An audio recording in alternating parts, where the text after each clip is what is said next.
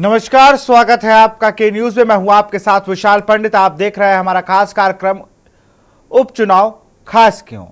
लगातार जब लोकसभा चुनाव में जो नतीजे आए उनके बाद से बीजेपी यूपी में एक हलचल मच गई। आरोप प्रत्यारोप का दौर शुरू हो गया। कुछ लोग पर्दे के सामने तो कुछ लोग पर्दे के पीछे तरह तरह की बयानबाजी करने लगे अपनी ही पार्टी के लिए। समाजवादी पार्टी में जो टकराव चुनाव से पहले दिख रहा था, चुनाव होते होते और रिजल्ट आता थे वो टकराव खत्म हो गया। टकराव से मेरा मतलब यह है कि वहां पर टिकट के लिए मारामारी थी और भारतीय जनता पार्टी को अपने पैराशूट कैंडिडेट पे बहुत भरोसा था, तो कहीं ना कहीं किसी को भी लाकर खड़ा करने वाली जो तकनीक थी वो इस बार काम नहीं आई। अब 2027 में यूपी में चुनाव है, उससे पहले उपचुनाव होना है लगभग 10 सीटों पर। बड़ी बात यह है कि उपचुनाव में किस तरीके का परफॉर्मेंस होगा, क्योंकि उपचुनाव इस बार इसलिए खास है क्योंकि बहन मायावती जो हमेशा उपचुनाव से दूरी बनाती हैं, इस बार वो भी इस चुनावी मैदान में होंगी। और क्या होगा सियासी समीकरण सब जानेंगे। आज हम इसी पर चर्चा करेंगे। उपचुनाव खास क्यों।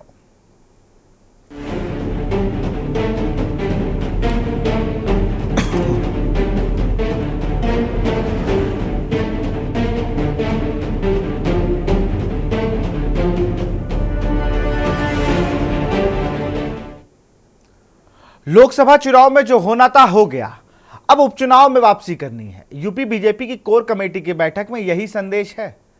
यूपी में विधानसभा की 10 सीटों पर उपचुनाव होना है। बीजेपी की कोशिश इस बार विपक्ष के विजय अभियान को रोकने की है। आपसी मतभेद भुलाकर हर सीट जीतने की रणनीति बनी हुई है। इस बार कोर कमेटी की बैठक में बीजेपी के राष्ट्रीय संगठन मंत्री BL संतोष भी मौजूद रहे।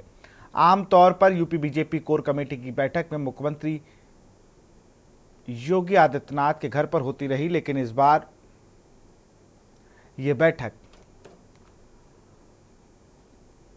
पार्टी के ऑफिस में हुई। यह मीटिंग करीब 3 घंटे तक चली। लोकसभा चुनाव में पार्टी के खराब प्रदर्शन के बाद से ही यूपी में घमासान मचा हुआ है।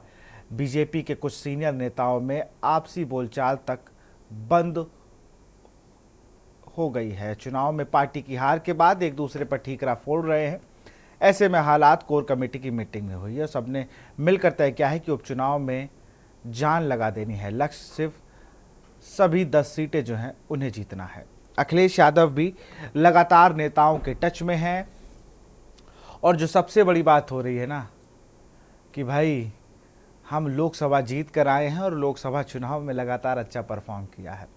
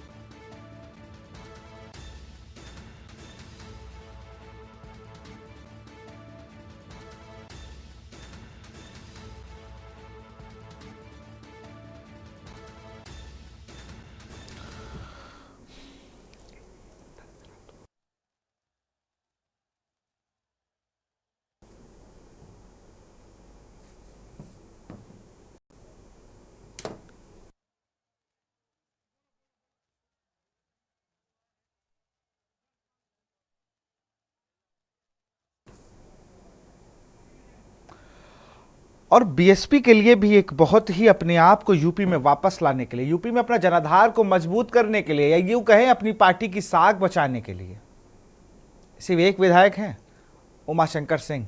रसड़ा से आते हैं बलिया के पास। बलिया की एक विधानसभा रसड़ा है, लेकिन वो किन कारणों में किस तरीके से जीतते हैं ये आप समझ लीजिए।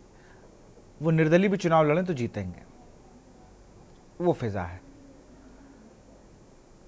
अखिलेश यादव का जोश इसलिए हाई है क्योंकि उन्होंने लोकसभा चुनाव में वो काम कर दिखाया जो अब तक कोई नहीं कर पाया रीजनल्स पार्टी में। आप ये देखिए कि प्रधानमंत्री नरेंद्र मोदी के बाद अगर दूसरा कोई नाम सबसे ज्यादा चर्चा में है, वो नहीं है अमित शाह, वो नहीं है JP नड्डा, वो नहीं है योगी आदित्यनाथ, मैं लोकसभा चुनाव की बात कर रहा हूं। जो सबसे ज्यादा चर्चा में है वो अयोध्या से जीते हुए मलकीपुर के विधायक और अब मौजूदा सांसद अवधेश प्रसाद। उम्मीद नहीं थी कि भाई अयोध्या में ये हो जाएगा, और वो अब पूरा देश का मुद्दा बना दिया है। राहुल गांधी गुजरात में जाके कह रहे हैं कि वहां के एमपी ने, अयोध्या के एमपी जो अब चुने गए, इन्होंने बताया कि 3 बार मोदी जी ने सर्वे कराया था अपना चुनाव लड़ने को, लेकिन सर्वे उनके अनुरूप नहीं आए तो वो वहां चले गए। अब कॉन्फिडेंस लेवल देखिए, और ये कॉन्फिडेंस पिछले 14 और 19 के चुनाव में नहीं दिखा था विपक्ष के पास। इसीलिए चुनाव खास है। पिछली बार चुनाव में सब बसपा के पास बहुत सारा जनाधार, बहुत सारे सांसद थे। जो पूरे देश में चुनाव लड़ती हो उसका सिर्फ एक विधायक है यूपी में, राष्ट्रीय पार्टी। अपनी साख को बचाने के लिए चंद्रशेखर का जैसे ही वो चुनाव जीते हैं, बसपा का वोट डाइवर्ट होना शुरू हो गया है। जो कोर वोट है ना, अब वो बसपा के पास नहीं रहा, ये मान लीजिए। और यही दिक्कत है, जब इतनी चीजें होने लगे, जब राजनीति में इतना भूचाल आ जाए, ये भूचाल होगा बसपा के लिए कि एक तरफ आपके 10 सांसद थे, एक तरफ आपका एक नहीं है। 5 सालों में आपने कुछ नहीं किया। खास इसीलिए है ये चुनाव। अब फिर से आप आकाश आनंद को लेके आए हैं। अब देखना होगा कोऑर्डिनेटर्स की लिस्ट, तमाम चीजें। बीएल संतोष संगठन प्रभारी हैं, राष्ट्रीय महामंत्री है, वो अपने हाथ में चीजों को लिए हुए हैं। 2 दिन में 4 बैठक की है, समन्वय बैठक का काम कर रहे हैं। बीजेपी में मुझे कभी नहीं सुनाई दिया कि फला नेता और फला नेता में बातचीत बंद है, कभी नहीं होता था। सपा में मैंने जरूर सुना, कांग्रेस में सुना, मैंने बहुजन समाज पार्टी में सुना, लेकिन भाजपा में मैंने कभी नहीं सुना। इसी पर चर्चा करेंगे। हमारे साथ अनीस अंसारी हैं, बीजेपी नेता है, सुलक्षणा सिंह है सपा प्रवक्ता, सुनील त्रिपाठी वरिष्ठ पत्रकार, तरुण दीक्षित राजनीतिक विश्लेषक। अनीस अंसारी के पास चलेंगे।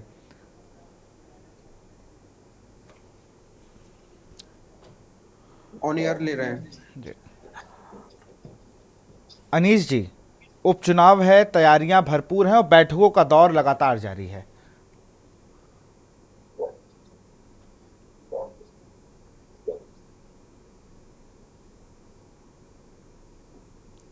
अनीस जी सुन पा रहे हैं आप?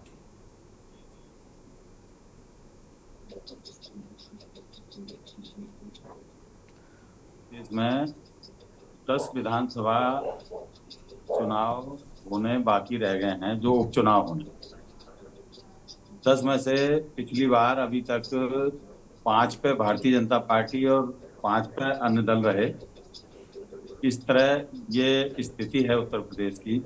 बाकी हम अपनी तैयारी कर रहे हैं, हम अपनी तैयारियों में कोई कमी नहीं छोड़ेंगे। जो पिछली बार लोकसभा चुनाव में सपा बसपा ने एक नैरेटिव जारी किया था, मतलब हम कहीं ना कहीं आम जनता को समझा नहीं पाए संविधान को लेकर, और कई चीज़ों को लेकर जो उन्होंने गलत फहमियाँ पब्लिक के बीच, वोटरों के बीच फैलाई थी, उनका लाभ उठाकर जो मात्र एक उत्तर प्रदेश में उन्होंने जो लाभ उठाया वो इस बार नहीं होने देंगे, और भारतीय जनता पार्टी के ज़्यादा से ज़्यादा प्रत्याशी हम जिताने का काम करेंगे। बड़ा सवाल यह है जो आपस में मतभेद की बात है भाई, कि अब तो आरोप लग रहे हैं, प्रदेश अध्यक्ष हो चाहे जिला अध्यक्ष हो।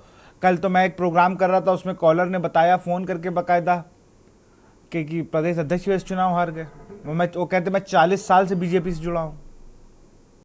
अब ऐसी बात कार्यकर्ता कह रहे हैं। उन्नाव जनपद के कोई किसी प्रकोष्ठ के जिला संयोजक थे वो, मैं एग्जैक्ट तो नहीं, वो प्रकोष्ठ याद मुझे, उनका प्रदेश अध्यक्ष। आपको क्या लगता है, चुनाव जो है एक चुनावी अखाड़ा है, यहाँ ये गारंटी आप नहीं ले सकते। मैं भारतीय जनता पार्टी का मैं भी पैदाइशी कार्यकर्ता हूँ। भारतीय जनता पार्टी में हमेशा मेरा जीवन गुजरा है। मैंने अच्छी बड़ी, छोटी बड़ी, अच्छी बुरी सारी बैठकें देखी हैं, मैंने हर माहौल देखा है। अब 10 साल से हम सरकार में हैं, हमने सब देखा है। ये आप गारंटी नहीं ले सकते कि वो जीता, वो गारंटी पे तो आप चुनाव लड़ गए, आप ही तो गारंटी पे चुनाव लड़े। सुलक्षणा सिंह की पार्टी थोड़ी लड़ ले आई, गारंटी पे तो आप ही चुनाव लड़े ना, मोदी की गारंटी। अब आप कह रहे हो गारंटी नहीं है। गारंटी पे तो भाई साहब आप ही ने चुनाव लड़ा, गारंटी शब्द आप लेके आए। चलिए, को गुमराह करने का काम भारतीय जनता पार्टी ने नहीं किया। पब्लिक को गुमराह करने का चलिए काम फिर इन दो मौका, लड़कों की ये तो जोड़ी ने किया। लोकतंत्र है, हमने नहीं किया। फिर 10 सीटों पर पब्लिक मौका की मिल गया है। भावनाओं के साथ खिलवाड़ किया इन लोगों ने। संविधान के साथ छेड़छाड़ का संविधान इन्होंने पढ़ा तो है नहीं, इन्हें पता ही नहीं है। अगर संविधान पे ही आ जाए तो जो आर्टिकल 44 है उसको लेके हम आ जाए तो ये सपा बसपा कांग्रेस इन सबकी बोलती बंद हो जाती है। हम तो कह रहे हैं ना संविधान की हर चीज को लागू करेंगे, सिविल कोड को क्यों ना लागू करें।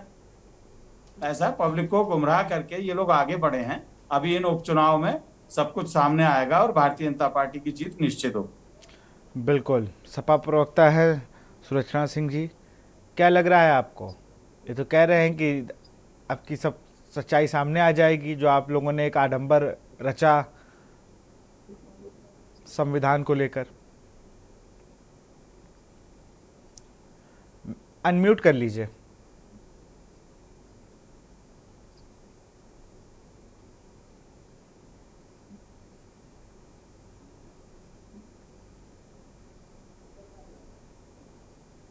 हेलो।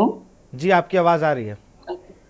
हाँ, ये कह रही हूँ भाई साहब, ये मतलब कहा ये बीजेपी वाले जो लांछन लगा रहे हैं कि सपा और ये कांग्रेस दोनों लोग मतलब गुमराह कर रहे हैं, गुमराह नहीं कर रहे। ये तो अब पब्लिक खुद समझदार हो गई है कि हमें कहाँ वोट देना चाहिए, क्योंकि वो देख रहे हैं कि जब से ये राशन मिल रहा है और इसके ये तरह से पहले समझदार नहीं थी। चलिए बोल लेने दीजिए, अनीस भाई बोल लेने दीजिए। जी जी जी, नहीं ऐसा नहीं है। जो गुमराह जैसे 15-15 लाख रुपए के लिए कहा था, तो पब्लिक समझदार हो गई है और कह रही है कि हाँ वाकई में जहां वोट देना चाहिए वहां, क्योंकि लोगों की टेंशन खाली है इसमें। और मतलब जो लोग अभी वैकेंसियां निकाली थी उसमें भी मतलब कि ये पेपर लीक हो गया, जबकि इन्हीं की खुद ही की ये चीज है, क्योंकि सरकारी सर्विस ये देना नहीं चाहते, हर एक चीज को प्राइवेट उसमें लेना चाहते हैं। तो ऐसा नहीं होगा, सरकार जान गई है और जो बच्चा है, युवा बच्चा है, वो भी समझदार हो गया है, क्योंकि बेरोजगार घूम रहा है। इस वजह से वो समाजवादी पार्टी को ही लाइक कर रहा है और समाजवादी के लिए ही वोट दे रहा है। ये तो ये लोग जबरदस्ती गुमराह करके या वो करके, गुमराह तो ये कर रहे हैं, बदरिया जैसा खेल रचा रहे हैं चारों तरफ। ये अयोध्या पे ही देख लीजिए, अयोध्या में क्या हुआ। क्या राम इन्हीं के हैं? राम तो सबके हैं, बताइए। तो अब पब्लिक खुद समझदार हो गई है और जहां वोट देना चाहिए वो वहां दे रही है वोट। और वाकई में अब के जो भी रही हैं सीट, समाजवादी पार्टी की सीटें निकलेंगी। 10 सीटें हैं जो उपचुनाव के लिए, तो वो भी क्लियर हो जाएंगी, क्योंकि हम लोग भी जोर शोर से तैयारी कर रहे हैं और हर एक पब्लिक को समझा रहे हैं। क्योंकि महिलाओं की पहले जो प्रसव हुआ करते थे वो 108 अखिलेश भैया की देन है, सपा समाजवादी पार्टी की देन है, जो कि ये गाड़ियों की व्यवस्था की थी। और हमारे जो महिलाएं प्रसव के लिए प्रताड़ित होती थी, तो वो गाड़ी कहाँ से बेचारी गरीब लोग कर पाएंगे, तो वो लोग खुद ही अब समझदार हो गए और वाकई में समाजवादी पार्टी ही आएगी उपचुनावों में। ये 10 सीटों की 10 की गारंटी ले रही हूँ, ये 10 सीट ही जीत के दिखाएंगे हम लोग। बिल्कुल, भरोसा तो आपको लोगों को है, लेकिन बड़ी बात यह है टिकट कहाँ बटेंगे? फिर वही परिवारवाद की कहानी पे चलेंगे क्या? परिवारवाद पे नहीं चलेंगे। अब भैया भी कह रहे हैं कि हाँ अब जैसा अच्छा, मतलब करहल से किसको लड़ा रहे हैं चुनाव आप लोग? तेज प्रताप को या किसी कार्यकर्ता को? देखो अभी क्लियर नहीं हुई है, अभी नहीं क्लियर हुई है कि किसको लड़ा है किसको नहीं है। अभी जब भी क्लियर करेंगे, जब मतलब होगी, अभी तो बैठक होगी और उसमें मतलब बताया जाएगा कैसे क्या होगा। चलिए, बैठक का भी इंतजार रहेगा। अब यही आरोप बीजेपी लगाएगी, इसके अलावा कोई आरोप तो है नहीं। फिलहाल तनु दीक्षित के पास चलेंगे, राजनीतिक आरोप नहीं लगाते विशाल जी, हम सच्चाई नहीं, सच्चाई आप भी तो लड़ रहे हैं भाई, आपके भी निकलेगी। देखिए, इस मुद्दे पे तो दोनों पार्टी एक दूसरे को नहीं कह सकती हैं। ये मुद्दों पर दोनों पार्टियां कुछ कह ही नहीं सकती एक दूसरे को। दोनों लोग अपने जान पहचान वालों को टिकट देते हैं। अब मैं तो चाह रहा हूं कि आपको टिकट मिल जाए। मैं तो हर बार कहता हूं कि अनीस भाई को टिकट मिल जाए, मैं तो कह रहा हूं सुलक्षणा सिंह को मिल जाए। मैं तो दोनों लोग के लिए मना रहा हूं कि दोनों लोग को जिस विधानसभा से 27 में दोनों लोग को टिकट मिल जाए। और आप देखिएगा किसी दूसरी पार्टी से आए आदमी को टिकट मिलेगी दोनों ही पार्टियों में। जी जी, ये देखिए, मान गई सुलक्षणा सिंह जी, वो मान रही कि दूसरी पार्टी के आने वाले से ही मिलेगी। तो मिलनी नहीं है, इनको मिलेगी नहीं भाई साहब को, तो दूसरे को लड़ा रहे हैं तो उन्हीं को लड़ेगी, जब अब क्लियर नहीं हुई है। मैं 27 की बात कर रहा था, मैं 27 की बात, उपचुनाव की बात नहीं कर रहा। तनु जी के पास चलेंगे। तनु जी, इस बार बहुत खास हो जाएगा। बड़ा सवाल यह है कि बसपा भी आई है, किसको ये डेंट देगी, या अपने आप को रिवाइव करने के लिए इस बार उपचुनाव लड़ रही है, अपनी प्रेजेंस को यूपी में दिखाने के लिए?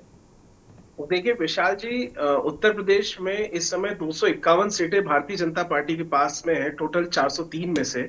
साथ ही साथ अगर सपा की हम बात करें तो 105 सीटों पे इस समय सपा के विधायक हैं। तो मुख्य जो टक्कर है, क्योंकि देखिए कांग्रेस के पास 2 और बसपा के पास 1 ही सीट है कुल विधानसभाओं में से। तो अगर हम जो मेजर टक्कर जो आपसी चुनाव की बात करें तो भारतीय जनता पार्टी और समाजवादी पार्टी के बीच में कहीं ना कहीं ये चुनाव पूरी तरीके से देखा जाएगा। पहला। दूसरा, मुझे लगता है कि अभी जो 10 सीटें हैं उसमें इस समय 5 Bharatiya Janata party, sorry 3 Bharatiya Janata party के पास और 5 समाजवादी पार्टी के पास में है। तो मुझे लगता है कि कहीं ना कहीं ये जो समीकरण है, क्योंकि 38 सीटें सपा इस बार लोकसभा के अंदर उत्तर प्रदेश से लेकर के आया है और पार्टी बहुमूल्य रूप से आगे बढ़ी है। तो कहीं मुझे लगता है कि भारतीय जनता पार्टी को ग्राउंड लेवल पे मेहनत करने की आवश्यकता बहुत है, क्योंकि अभी तक क्या है, भारतीय जनता पार्टी कई बार उपचुनाव को उतने उससे मुद्दे से लेती नहीं है, उन्हें लगता है कि निकल जाएगा। लेकिन इस बार जो है मुझे लगता है कि कांटे की टक्कर है। हालांकि 10 सीटों से विशेष फर्क नहीं पड़ेगा, क्योंकि उत्तर प्रदेश में ऑलरेडी भारतीय जनता पार्टी के पास 251 सीटें हैं और साथ ही साथ एनडीए के पास मिलाकर के 283 सीटें इस समय विशाल जी जो है उत्तर प्रदेश में है एनडीए के पास में जी। लेकिन मुझे जो लग रहा है ना, आप बिल्कुल एनडीए, अभी मैं वही आंकड़े चेक कर रहा था, लेकिन एक बड़ी सवाल यह है 7 सीटों का भी जिक्र हो नहीं रहा है। जिन 7 सीटें, जो 7 विधायक दाएं बाएं हुए थे, वो भी उनका जिक्र नहीं है। अगर इसी बीच उन पर भी कार्रवाई हो जाए तो हम लोग को हो सकता है कि एक और नोटिफिकेशन जारी हो जाए, तो 7 नहीं 17 सीटें हो जाएंगी। देखिए अभी तो हम 10 सीटों की बात करें, जिसमें कि कुंदर की, कटेरी, करहल, मिल्कीपुर, खैर, गाजियाबाद और मीरापुर, फुलपुर, मझवा और सीतामऊ, ये सीटें प्रमुख हैं जो कि इस बार अभी जिस पे उपचुनाव होना है। जिसमें से करहल की सभी लोग चर्चा कर रहे हैं, क्योंकि समाजवादी पार्टी के राष्ट्रीय अध्यक्ष अखिलेश यादव वहां से अभी विधायक है, मौजूदा विधायक। तो निश्चित रूप से मुझे लगता है कि उस सीट पर जैसे कि तेज प्रताप सिंह यादव का नाम भी सबसे प्रबल दावेदार के रूप में, जो कि लालू प्रसाद यादव के दामाद भी हैं, उनका सबसे प्रबल रूप से माना जा रहा है। तो एक वो कुछ सीटें ऐसी है जो सपा की काफी मजबूत सीटें हैं, वहीं कुछ 1 सीटें 2 सीटें ऐसी भी है जो भाजपा की बहुत मजबूत सीटें हैं। तो मैंने आपसे एक ही चीज कही, इस बार जो चुनाव में टक्कर है वो कांग्रेस की नहीं है, वो बसपा की नहीं है, वो सिर्फ सपा और भाजपा की मैं टक्कर विशेष रूप से यहाँ देख रहा हूँ, जो इस उपचुनाव में 10 सीटों के ऊपर होने वाला है उत्तर प्रदेश में। बिल्कुल, सुशील जी के पास चलेंगे। सुशील जी बहुत वरिष्ठ पत्रकार हैं और कई चुनाव देखे हैं, उपचुनाव, चुनाव सब। विशाल जी धन्यवाद आपको। सुनील जी, इस बार चुनाव बेहद खास, उपचुनाव जो है बड़े खास हो गए हैं, क्योंकि लोकसभा चुनाव के बाद जो रिजल्ट आए हैं ना, उससे इतना कॉन्फिडेंस विपक्ष का बढ़ा है, जिसका जो चीजें हैं वो दिख रही हैं जी। देखिए विशाल जी, अभी हमारे भारतीय जनता पार्टी के प्रवक्ता महोदय कह रहे थे कि विपक्ष ने गुमराह किया है। मैं इस बात से कतई सहमत नहीं हूं। गुमराह तो आप अपने अहंकार में हो गए। भारतीय जनता पार्टी के कार्यकर्ता और आरएसएस कार्यकर्ता जो आधार थे जीत का, मैंने देखा बूथों पे निकलना पसंद ही नहीं किया। वो सोचते थे 400 पार हो जाएंगे। एक कारण तो मैं ये भी मानता हूं भारतीय जनता पार्टी। दूसरा ये है कि जो अभी आप चर्चा कर रहे थे, बहुत अच्छी चर्चा की आपने, कि दूसरी पार्टी से जो किराएदार लोग आ गए भारतीय जनता पार्टी में, उन किराएदारों को ज्यादा सम्मान दिया गया। हम जैसे खबर नवीसों ने भी चिंता व्यक्त की थी 3 सीटों पे। विशाल जी, मैंने चुनाव से पहले भी कहा था, जिसमें बंटवारा हो रहा था, मोहनलालगंज सीट, सीतापुर सीट और लखीमपुर सीट। आप जान रहे हैं कि तीनों लोग विवादों के घेरे में रहे, उसके बावजूद आप टिकट दे रहे हैं। तो हार क्यों नहीं होगी आपकी? आप नए चेहरे बुलाना नहीं चाह रहे हैं, पुराने चेहरों पर विश्वास करते जा रहे हैं। तो अगर पुराने चेहरों पे आप विश्वास कर रहे हैं तो निश्चित रूप से हार ही होगी। और मैं भारतीय जनता पार्टी के प्रदेश अध्यक्ष भूपेंद्र चौधरी जी को मैं कहना चाह रहा हूं कि मैं उनके आवास पर स्वयं बैठा था और इलाहाबाद के वरिष्ठ 3-4 नेता, 15-20 कार्यकर्ता गेट पे ऊपर खड़े हुए थे। गेट बंद करा दिया गया, उनको गेट से बाहर कर दिया गया। अब सोचिए, जो इलाहाबाद से आपसे मिलने आया है माननीय अध्यक्ष जी, वो जब लौट के जाएगा अध्यक्ष जी तो फोन ही नहीं उठाते। ये तो क्या करें, मैं गवाह हूं विशाल जी इस बात का। अनीश जी बोलेंगे नहीं, लेकिन सुनील जी मैं आपको रोकूंगा। अध्यक्ष जी पर तो सीधा आरोप है कि फोन नहीं उठाते हैं। मुझे ये अरे मैं जी सही कह रहे हैं। और ये सेम आरोप मुझे याद है अजय कुमार सिंह लल्लू पे लगा था जब वो यूपी कांग्रेस के अध्यक्ष थे कोविड काल में। लोगों ने ये आरोप लगाया था कि इस आदमी ने मेरा फोन नहीं उठाया, मैं इसको अध्यक्ष बनवा के लाया हूं। सेम कंडीशन आ गई थी बीजेपी की। और जो बीजेपी के अंतर्कलह है, जिस मुद्दे के लिए भूपेन्द्र चौधरी लाए गए थे, इसको स्पष्ट तौर पर मान लेना चाहिए कि वो काम कर ही नहीं पाए हैं। पश्चिम में आप क्या कर पाए? आपने कितनी जगह जाकर बीजेपी को वोट बैंक बढ़ा, जरा सब कुछ चेक करा लीजिए, सब सारी चीजें सामने आ जाएंगी। तो विशाल जी, जब मैंने अपनी आंख से देखा तो वरिष्ठ कार्यकर्ता पदाधिकारी इलाहाबाद बनारस के वापस कर दिए गए, चौखट से गेट बंद कर दिया गया, तो आप क्या संदेश जनता को देंगे? मैं पिछले चुनाव चर्चा करूं, सुनील बंसल जी ने जिम्मेदारी ली थी। उत्तर प्रदेश में प्रचंड बहुमत से भारतीय जनता पार्टी विजयी हुई। इस बार कार्यकर्ता भी निराश था, क्योंकि कार्यकर्ताओं को जब सोचिए सदन के अंदर विधायक धरना कर रहे हो जिस पार्टी के, उस पार्टी का विशाल जी असर क्या होगा, बाहर क्या स्थिति होगी आपकी? तो कई मुद्दों पे मानता हूं कि भारतीय जनता पार्टी अपना पक्ष रखने में जनता बीच में असफल हुई। महंगाई, भ्रष्टाचार, विकास, मैं विकास के कार्यों में दावे के साथ कह रहा हूं, अखिलेश जी की मैं आज भी सराहना करता हूं जो विकास कार्य अखिलेश जी ने उत्तर प्रदेश में किए हैं, लेकिन लॉ एंड ऑर्डर पे अखिलेश जी फेल हुए, सत्ता से बाहर हो गए। योगी जी का जो नेतृत्व रहा वो लॉ एंड ऑर्डर पे आज भी बढ़िया है, मैं आज भी उनको धन्यवाद देता हूं। लेकिन केवल लॉ एंड ऑर्डर ही नहीं, बहुत चीजें ऐसी हैं कि भारतीय जनता पार्टी ने किसानों के लिए, गरीबों के लिए पिटारा तो खोल दिया, लेकिन वो पिटारे का पैसा आज भी उस जनता तक नहीं पहुंच सका जहां तक पहुंचना चाहिए था। जनता इससे भी नाराज रही। आप महंगाई, मीडियम क्लास को आप बिल्कुल भूल गए विशाल जी। कोरोना के बाद से मैं सदैव चर्चा करता रहता हूं कि मीडियम क्लास के लिए आपने क्या किया। आटा और दूध पर जीएसटी आपने लगा दी। ऐसा नहीं है, अब जनता जागरूक है, मीडिया जागरूक है, जनता समझती है कि कितना टैक्स आप लगाओ, road tax, house tax, water में कितने टैक्स गिनाऊं आपको। जनता, मैं नहीं कर रहा हूं, हम लोग तो पत्रकार सबके बीच विशाल जी उठते बैठते हैं, ये सवाल वो जनता करती है हमसे। बिल्कुल सुनील जी अभी इस पे जवाब लेंगे हम अनीस अंसारी से भी, लेकिन एक वक्त जो है वो ब्रेक का है। उपचुनाव खास क्यों है? देखिए, जनता की नाराजगी ने भारतीय जनता पार्टी को, एनडीए को मैं कहूँगा, आधे पे लाकर कर दिया यूपी में। उससे जोश हाई हो चुका है इंडिया अलायंस और समाजवादी पार्टी का। अब देखना होगा कि उपचुनाव में किस तरीके के नतीजे आते हैं, इस पर चर्चा जारी रहेगी। लेकिन ब्रेक के बाद आपका स्वागत। सीधे रुख करते हैं अनीस अंसारी का, भाजपा के प्रवक्ता। अनीस भाई, बड़े सवाल पूछ ले सुनील त्रिपाठी जी ने, जवाब दीजिए एक एक करके सबका। माननीय प्रदेश अध्यक्ष भूपेंद्र चौधरी जी की जहां भी बात कही है, हो सकता है कोई इत्तेफाक रहा हो, मैं एकदम पत्रकार महोदय की बात को नहीं झुठलाता। बाकी मैंने तो ये देखा है, मुझे तो हर एक महीना में एक बार या 1.5 महीना में एक बार मेरा वहां जाना होता है माननीय अध्यक्ष जी के यहाँ। तो कई बार तो मैंने ये देखा है कि कोई कार्यकर्ता बाहर रह तो नहीं गया, उसको बुलाइए, मतलब बात करने के लिए कोई कार्यकर्ता रहता नहीं क्या गेट के बाहर या गेट के अंदर, कोई तो बुलाया जाता है। ये आरोप निराधार। अनीश जी, मैं फुटेज दे सकता हूँ आपको, जिस दिन मैं गया हूँ मिलने के लिए मान्यवर, मैं झूठ नहीं बोलूंगा टीवी बैठ करके।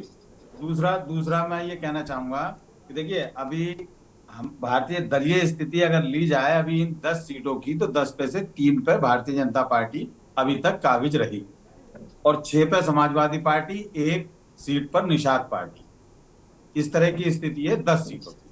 इस बार हम अच्छा करके दिखाएंगे, भारतीय जनता पार्टी आगे आएगी। और ये बात क्या आपको नहीं लगता, आप सभी बुद्धिजीवी बैठे हुए हैं, पूरा देश इस चैनल को देख रहा है, आप ईमानदारी से बताइए कि जो लोग संविधान लेके, संविधान की प्रतियां लेके गली मोहल्ले घूमे थे, क्या उनको वास्तव में संविधान की जानकारी है? अगर मैं भारतीय जनता पार्टी का भाजपाई होने के नाते मैं आपसे ही निवेदन करता हूं, आदरणीय त्रिपाठी जी, आप उनसे कहिए कि आर्टिकल 44 लागू करने के लिए हमारी मदद करें। क्या करेंगे ये सपा और कांग्रेस वाले लोग? नहीं करेंगे। ये वोट की राजनीति करते हैं, ये हिंदू मुस्लिम की राजनीति करते हैं। आज आपने नहीं देखा, अभी कल परसों संसद भवन के अंदर जो कांग्रेस पार्टी के जो मुखिया हैं, उन्होंने हिंदुओं के लिए क्या कहा? हिंदू कौन है? ना वो बयान पूरा है, वो तो उस बयान में कहा कि हिंदू तो कभी हिंसा नहीं कर सकता, हिंदू कभी हिंसा नहीं कर सकता। नहीं, उन्होंने कहा कि हिंदू हिंदू हिंसक है। हिंसावादी होते हैं। उन्होंने ये कहा कि या हिंसक है। पूरा कहा वीडियो कि देखा हिंसक है। करिए मालिक, फालतू में नोटिस यहाँ पे ही भिजवाएंगे, बड़ी नोटिस नहीं, भेज रहे हैं पार्टी जो वाले। सच्चाई है, देखिए विशाल जी, नोटिस आता हो आ जाए मुझ पर। अरे आप पे मैं नहीं बताऊं आएगा ना आपको, भाई, जो आप पे नहीं सच्चाई है आएगा। वो इस बार तो सच्चाई है। पूरी फॉर्म में है, 100 जीत के आ गए, इतना फॉर्म में है कि तुरंत भेज रहे हैं, कह रहे पूरा नहीं, वीडियो 99 चलाइए। है, उन्हें पता ही नहीं है, उनका अंगड़ित फेल है। उनको ये लग रहा है वो 900 चूहे खा के बिल्ली हज को चली, वो वाला हिसाब है। 99 सीट पाके वो ये सोच रहे हैं कि पता नहीं क्या, और हम 250 प्लस लेके भी शांत बैठे हुए हैं। ये तो यही आप यही लोग यही खुद दिक्कत देखिए। है। बैक बेंचर अगर 40% ले आता था तो उसके घर में पनीर बन जाता था, और जो टॉपर भी 90 की सोच थी वो 84 लाता था, तो उसके घर में आलू पराठे नहीं बनते थे। तो बस यही है, अपना जश्न मनाने का तरीका है कि भाई उनकी 100 सीटें आई, वो 100 में खुश हैं। आप 250 ला के भी टेंशन में हैं, आप 250 लाने के बाद भी टेंशन में हैं। बालक बुद्धि समझी जाए ना उसको। अब बालक बुद्धि क्या है, तो अब कह दिया प्रधानमंत्री ने, तो बालक बुद्धि क्या है, ये तो अपना एंजॉय करने का तरीका है।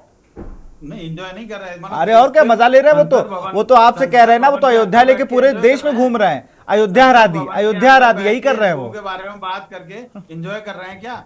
ये आप लोग भी जानते हैं, सपा और कांग्रेस, ये एनडी गठबंधन वाले कौन सी राजनीति चल रहे हैं और कौन से वोट को हासिल करने के लिए ये राजनीति चली जा रही है। ये बिल्कुल मतलब एक तरह से कहना चाहिए कि बिल्कुल धता बता दिया इन्होंने तो।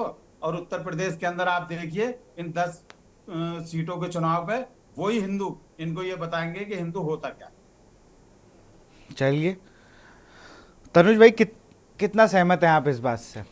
दूसरा, एक तरफ कहते हैं कि अयोध्या हार गया, अयोध्या कहाँ हार गया भैया? अयोध्या की काउंटिंग आप देखिए ना, आप तो जानते हैं विशाल सर, रिजल्ट क्या है भैया, रिजल्ट क्या है? वहां से लल्लू सिंह सांसद नहीं हुए, वहां से सांसद अवधेश प्रसाद हुए। का नाम नहीं लेते, लोकसभा सीट है फैजाबाद, फैजाबाद का नाम नहीं ये लेते। भाई साहब ये मत कहिए, अयोध्या ये को। बिल्कुल मत आप कहिए, खुद ये सोचो, अब ये ऐसा टेक्निकल मत फंसाइए लोगों को। वहां फैजाबाद का नाम आप ही ने चेंज किया है। डिस्ट्रिक्ट फैजाबाद है, लोकसभा अरे सीट दादा, ये फैजाबाद है। कौन सुन रहा है ये सब बातें? जब नाम बदल गया तो बदल गया। अब अकबरपुर से वही भाजपा कह रहा जीत हूं गई, कि कौन अब सुन अकबरपुर रहा है लोकसभा से, सच्चाई सुन को? लीजिए नैरेटिव अकबरपुर हावी लोकसभा हो से गया ना, भाजपा सच्चाई जीत को गई। कौन सुनेगा? योगी जी यही कहे गए थे कि अकबरपुर का नाम लेने में दिक्कत होती है, अगर हार जाते तो क्या होता? अकबरपुर कानपुर देहात ना कहलाता। जो बात मैं कह रहा हूँ विशाल सर, आपने बात को घुमा दिया। मैं ये कह रहा हूँ कि पूरे हिंदुस्तान में आप अयोध्या का नाम ले रहे हैं, उस लोकसभा अरे सीट लोग का नाम विश्व है में जाके फैजाबाद। अयोध्या का नाम ले रहे हैं, मैं लेता हूँ। लोकसभा पूरे है, हर और जगह 10 अयोध्या बार के लिया कौन जाएगा जीत के अयोध्या आए का हैं? नाम, भगवान श्री अयोध्या राम के विराजे कौन हैं। जीत के आए हैं? हाँ, तो अयोध्या का नाम पे आप चुनाव लड़े, मानते क्यों नहीं इस नहीं बात लड़े। को? नहीं, जो काम हमने किया उसमें चुनाव लड़े, उसके नाम पे क्या मतलब? राम मंदिर बनाने की बात थी, हमने बनाया, हमने पूर्ण आज राम मंदिर बनाया। सनातन धर्म की आस्था का केंद्र था, क्यों नहीं बनाएंगे? चलिए तनुज हम सरकार में है, हमारी जिम्मेदारी है, हमारे जी, नेता विशाल जी। कार्य जी कर रहे तनुज हैं। जी, जी विशाल जी, आपने बातें इसी- सुनी अनीस भाई की। देखिए मैं यही कहूंगा, अभी यहाँ मेरे हिसाब से जो मुद्दा है वो संसद का नहीं है, वो जात विवाद का नहीं है, हिंदू मुस्लिम के ऊपर का नहीं है, फैजाबाद अयोध्या का नहीं है। वो मुद्दा जो है विशेष रूप से उपचुनाव पे, जो 10 सीटों के ऊपर उपचुनाव होना तय हुआ है अभी, उसके ऊपर मंथन करने की आवश्यकता है। चाहे वो भारतीय जनता पार्टी हो चाहे कांग्रेस हो, क्योंकि देखिए दोनों जो है 10 में से इस समय फुल मार्क्स पे अभी मैंडेट नहीं कर रहे हैं। कांग्रेस की तो अगर बात करें तो सीट ही नहीं है इन 10 उपचुनाव, जो उपचुनाव जिन सीटों पे होना उसमें कांग्रेस कहीं स्टैब्लिश्ड ही नहीं है।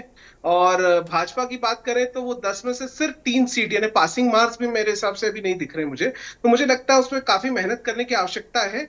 और जहां तक मेरा राजनीतिक विश्लेषण बोलता है, इस बार जो उपचुनाव होने जा रहे हैं 10 सीटों पे, इसमें अपना दल की 1 से 2 सीटें अनुमानित रहेंगी, बीजेपी की 2 से 3 सीटें फिर से पुनः अनुमानित रहेंगी, और वहीं 6 से 7 सीटें जो है मैं सपा की अनुमानित करके चल रहा हूँ। ये मेरा एक पर्सनल जो विश्लेषण किया हुआ है इन सीटों के ऊपर, और ये मुझे लगता है इस बार इसी तरीके से भी कुछ सामने आएगा। बहुत जल्दी चुनाव भी होना है जुलाई में, और चीजें भी सामने होंगी। बिल्कुल, सब जी, चीजें विशाल। सामने हुई। सुलक्षणा सिंह के पास चलते हैं। आपको क्या लग रहा है? तो आरोप लगा रहे हैं कि आप लोगों को कुछ पता था है नहीं, सब संविधान लेके घूमे आप लोग, और लोगों को आगे एक भ्रम की स्थिति पैदा करी और धोखे से चुनाव जीत गए। कह रहे हैं धोखे से नहीं है, वो तो साथ साथ सामने ही आ जाता है। इन्होंने जो कि मतलब ये फर्रुखाबाद की बात ले लीजिए, जो कि हमारे यहाँ नवल किशोर जी जीत रहे थे, तो वहां लाइट बुझा दी वहां की, और मतलब आंसू गैस मतलब गोले छुड़वाए उसके। तो ये दिखाई दे रहा है साथ साथ, क्योंकि इन्होंने डीएम का भी तबादला हर एक मतलब उसमें डिस्ट्रिक्ट में कर दिया ज्यादातर है। जहां गड़बड़ी देखी तो इन्होंने खुद ये गड़बड़ी कर रहे हैं, और जहां तक है तुम यही मतलब चारों लोगों को भ्रमित करवा रहे हैं। और रही हिंदू मुस्लिम की बात, तो इन्होंने ही पहले से हिंदू मुस्लिम, ये अयोध्या के लिए भी हिंदू मुस्लिम ही प्रकरण इन्होंने खड़ा किया था, और ये बात अब भी लेके ये हिंदू मुस्लिम। तो ऐसा नहीं है, क्योंकि मतलब ये गलत कह रहे हैं कि ऐसा मतलब सपा वाले मतलब सोच रहे हैं कि ये हिंदू मुस्लिम का प्रकरण कर रहे हैं। और आर्टिकल 44 में आप हमारे साथ हैं। दिखाई जा रहा है साथ साथ, अब आपको दिखाई दे जाएगी, क्योंकि हमारे भैया ने कहा है कि मतलब 6 सीटें, 6 और 7 भी हो सकती हैं इसमें। तो ये है कि मतलब सामने आ जाएगा, उपचुनाव हो रहा है और सीटें भी क्लियर हो जाएंगी, तो दिखाई देगा। और जबकि गड़बड़ी कर दें या कुछ भी कर दें, ये इनका मतलब भाई सरकार है इनकी, तो ये कुछ भी करवा सकते हैं। क्योंकि फर्रुखाबाद में ऐसा हुआ 2000 से मतलब इन्होंने करके कोई जीत में जीत है क्या? ऐसे मतलब करवा लो और जबरदस्ती फिर डीएम का तबादला करवा दो, तो ये गलत है। ऐसा नहीं है, क्योंकि जनता भी परेशान हो गई है अब। मेरे को वो तो बात करी आप है आर्टिकल 44 में हमारे साथ हैं। जी आप आर्टिकल 44 में हमारे साथ हैं, वो भी संविधान में है व्यवस्था। नहीं तो संविधान है, संविधान सामने आ जाएगा बिल्कुल। नहीं, संविधान आपने इसका सामने मतलब आ पढ़ा जाएगा। नहीं। आप कह रहे हैं कि संविधान पढ़ा ज्ञान की नहीं है, कमी क्यों? है, इसका मतलब आपने पढ़ा नहीं है। अरे बता दीजिए ना कि सामान्य हमारे यहाँ नागरिक संहिता कानून उसी में है। रहा ये है बता जो क्यों कि नहीं दे रहे? संविधान अच्छा, आप को भी मतलब आर्टिकल काम नहीं होता है। अभी मैं तनुज जी को से बात करूंगा, तनुज जी तो सुप्रीम कोर्ट भी देखते हैं, फिर मैं तनुज जी के जी पास जाऊंगा पूरा संविधान समझने के लिए। तो संविधान पर तो मैं टिप्पणी कर ही नहीं सकता, क्योंकि तनुज जी जब तो पेशे संविधान से खोलेंगे वकील तो भी हैं। संविधान इतना बड़ा है कि आप भी मतलब चकरा जाओगे। मैंने संविधान मैंने तो संविधान तो है ही नहीं। सिर्फ आर्टिकल 44 की बात की मैम, आगे की थोड़ी कह रहा हूँ। अपनी पार्टी से पूछ लीजिए, उसमें साथ देना चाहिए। चलिए, साथ मैं सुनील देंगे क्या? त्रिपाठी जी के पास मैं चल। विशाल जी, मैं तो ये कहता हूँ कि जी देखिए, कॉमन सिविल कोड की जब कभी भी बात होती है तो जैसे भारतीय जनता पार्टी ने तो ये दिखा दिया उत्तराखंड के अंदर सबसे पहले जो है पुष्कर लागू सिंह करके। धामी जो है चीफ मिनिस्टर, उन्होंने इसको लागू किया है। पूरे देश में सबसे जी पहला राज्य बना है उत्तराखंड। जी तो मुझे लगता है कि अगर कोई कानून केंद्र सरकार का है और उसकी नीतियों से अगर सभी को फायदा मिलता है तो उसमें सभी पार्टियों को निश्चित रूप से समर्थन करना बिल्कुल, एक चाहिए। मंच पे आ और जाना चाहिए, फिर तो एक मंच पे आ जाना चाहिए। ऐसे कानून को लागू भी करना चाहिए। उसमें कोई गलत नहीं है, कोई कानून है वो, क्योंकि वो किसी के पार्टी का पर्सनल कोई प्रोपोगंडा नहीं हो सकता। वो एक निश्चित रूप से आर्टिकल 44 जो है संविधान में यही दर्शाता है कि किस तरीके से एक कॉमन सिविल कोड को लागू करके सभी को समांतर राइट्स और समांतर सबकी समानता की, सर्वधर्म एक की और समानता की बातें करता है। मुझे ऐसा लगता है जी। बिल्कुल सुनील तनुज जी। जी, इंडी गठबंधन वालों को समझना चाहिए आपकी बात। अरे मेरी क्लास समझ में लगवा आती दीजिए। है, बात सही है। मैं तो कह रहा हूँ लेकिन ये लोग संसद भवन से बाहर चले, धरना प्रदर्शन करने लगेंगे, इनके पेट में दर्द हो जाएगा। ये समान बात ही नहीं करते, सामान यूनिफॉर्म अरे सिविल कोड पे ये लोग जी, बात करने को तैयार नहीं होते, क्योंकि इन्हें पता है इनके नीचे जो बची खुची जमीन है वो भी खिसक जाएगी। अब चलिए सुनील जी के पास चलेंगे। सुनील जी, जी विशाल जी। अब वो तो कह रहे कभी कदार ऐसा हो गया तो हो गया हो कार्यकर्ताओं से मिलने जुलने को लेकर, या आप गलत समय पर, आपको ज्यादा टाइम देने के चक्कर में कहीं कार्यकर्ताओं को तो नहीं बाहर कर दिया था कि नहीं सुनील जी आए हमसे मिलने? सुनील नहीं जी को नहीं भी टाइम विशाल जी, दिया। हम लोग तो खबर नवीस से सभी चौक चौक जाया करते हैं, और हम लोग जब पहुंचते हैं ना तो उस समय तो लगता है बोझ है। अगर सत्ता पक्ष बात कहे तो अच्छी बात है, और कड़वी बात बोल दिए तो चाय पानी नाश्ता भी नहीं मिलेगा और जल्दी से बुक हो जाएंगे हम लोग। तो जो मानवर कह रहे हैं, मैं फुटेज दे सकता हूँ कि हमने बहुत समय नहीं लिया है, जरूर 15-20 मिनट अध्यक्ष जी साथ रहा, लेकिन जो कंडीशन मुझे दिखाई पड़ी वो आज भी मुझे विदित करती है कि आप प्रदेश के अध्यक्ष हैं और पदाधिकारियों से इतनी दूरी बनाएंगे तो जीत कैसे होगी। चलिए हम लोग जो इस चुनाव बात करते हैं 10 सीटों की उपचुनाव में, देखिए विशाल जी, दोनों पार्टियों ने उत्तर प्रदेश में तो 2 ही पार्टी में मान रहा हूं, समाजवादी पार्टी और भारतीय जनता पार्टी। बिल्कुल। कांग्रेस को तो मैं अखिलेश जी को धन्यवाद देना चाह रहा हूं कि अपना प्रतिद्वंदी उत्तर प्रदेश में पैदा कर दिया, इसके लिए उन्हें कोट धन्यवाद। कांग्रेस किया ऐसी हद थी। ये नया एंगल है, ये कई लोग कह चुके हैं, अब आप स्क्रीन पे पहली बार कर रहे हैं, लेकिन कई लोग ये कह चुके हैं ये बात। मैं तो हर चैनल कहता हूँ धन्यवाद अखिलेश जी को, ये प्रतिद्वंदी उत्तर प्रदेश में अपना जन्मा दिया उन्होंने, अच्छा किया, कोई बात नहीं है। लेकिन आप देखिए कि चाहे भाजपा हो चाहे सपा हो, सब में बैठकों का दौर जारी हो गया है, होमवर्क हो रहा है और गंभीरता से होमवर्क हो रहा है। मुख्यमंत्री जी भी गंभीरता से होमवर्क कर रहे हैं कि हमारी हार का कारण क्या रहे हैं, क्योंकि ये 10 सीटों के चुनाव नहीं विशाल जी, ये दो, एक विधानसभा का फिर एक लोकसभा के भविष्य का सवाल है। 29 का 27 का, 27 में लोक विधानसभा चुनाव होना है। अगर 11-10 सीटों पर भारतीय जनता पार्टी विजय हासिल नहीं करती है तो निश्चित रूप से 27 चुनाव भारतीय जनता पार्टी के लिए आसान नहीं होगा। अखिलेश जी जिस तरह से आए हैं उत्तर प्रदेश में, इतनी उम्मीद उनको भी नहीं रही होगी कितनी सीटें हमको मिल जाएंगी। हाँ तो वो भी बिल्कुल। चाह रहे हैं जी, तो वो भी चाह रहे हैं कि किसी तरह से इस 10 सीटों के उपचुनाव में 10 हमारी हों। लेकिन अब ये दोनों मुखियाओं के ऊपर निर्भर करता है कि मुख्यमंत्री जी कितना अपना सुधार करते हैं, जनता से कितना सामंजस्य स्थापित करते हैं, और अखिलेश जी मेन मुद्दा उनका जो आरक्षण था, संविधान था, वो कितना आप सफलतापूर्वक जनता को समझा पाते हैं, ये अभी चुनाव में मालूम हो जाएगा।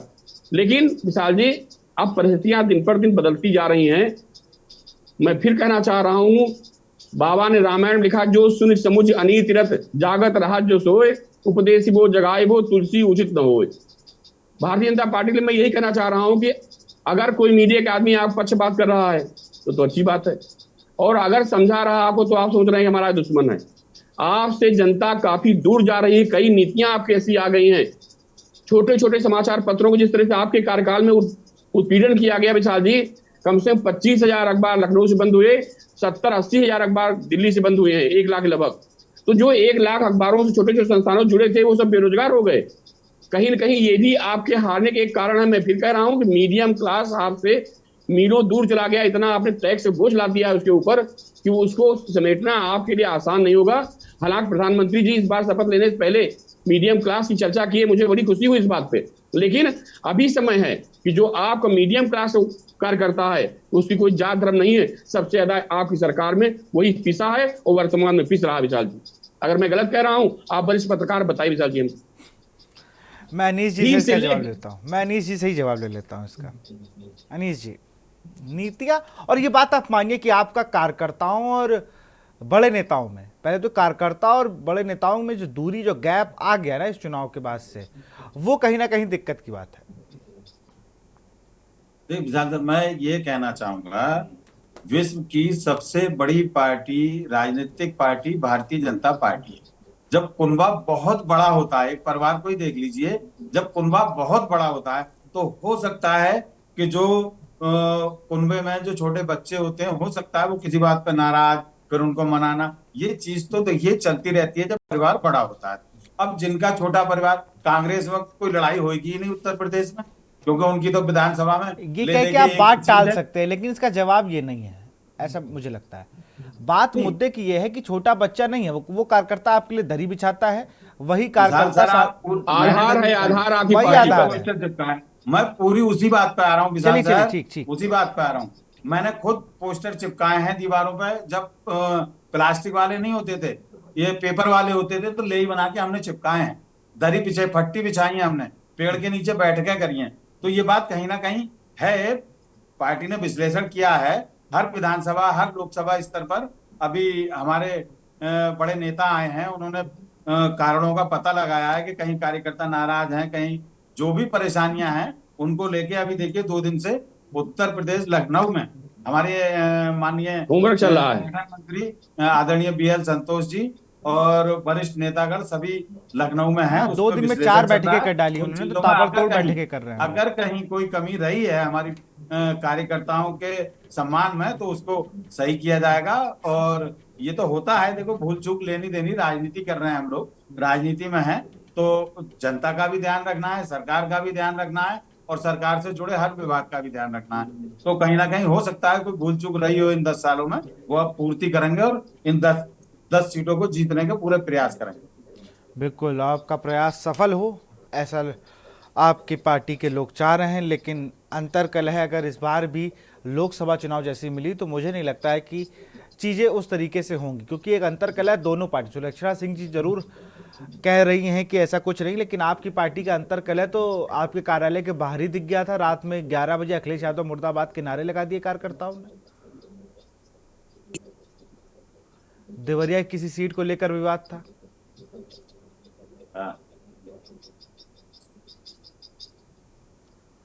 सुरचना जी सुन रही हैं आप मुझे?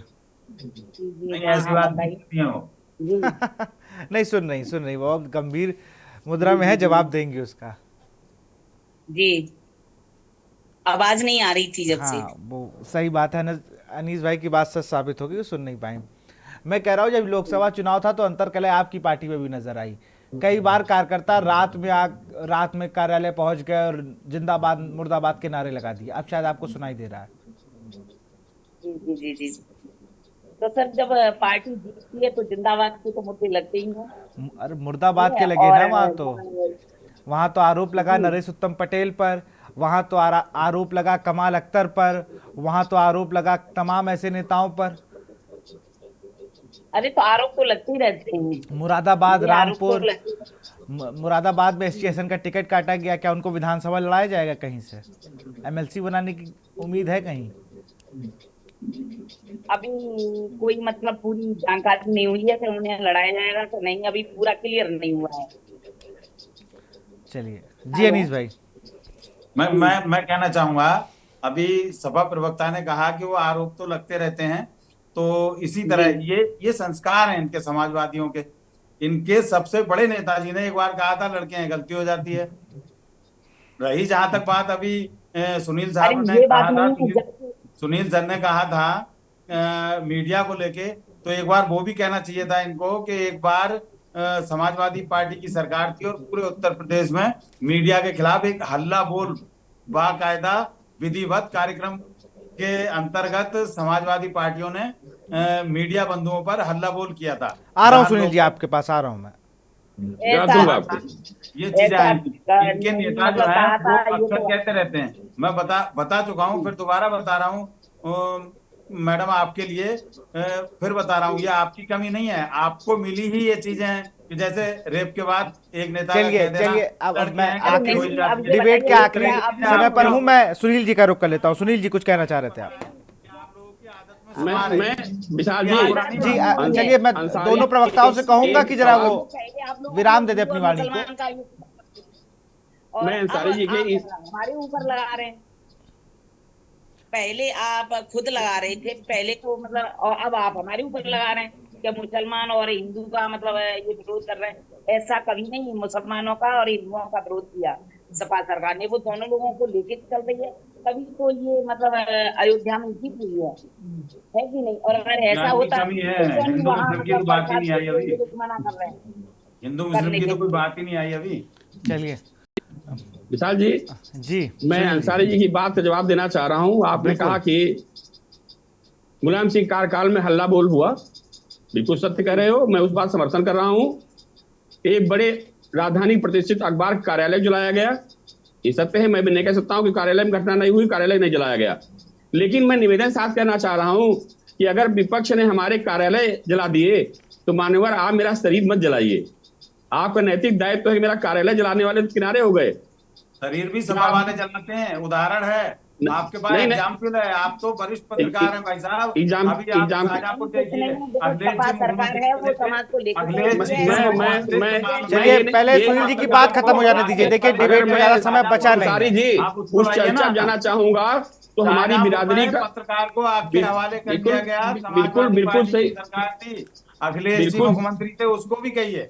अरे नहीं अभी नहीं कितने बिल्कुल सही कह पत्रकार रहे हैं, मर कह गए रहे थे, हैं आप। मैं जौनपुर में उसको 4 चर्चा नहीं जाना पत्रकार चाह रहा मार हूँ दिए कि गए। पत्रकारों के साथ हम लोगों को तो क्या क्या सहना पड़ता है। विशाल भी जान रहे हैं, हमारी मीडिया जी जगत के लोग भी जान रहे होंगे कि किस तरह से हम लोग रिपोर्टिंग करते हैं, कैसे खबरें लिखते हैं, प्रसारित करते हैं। ये तो हम ही लोग जानते हैं।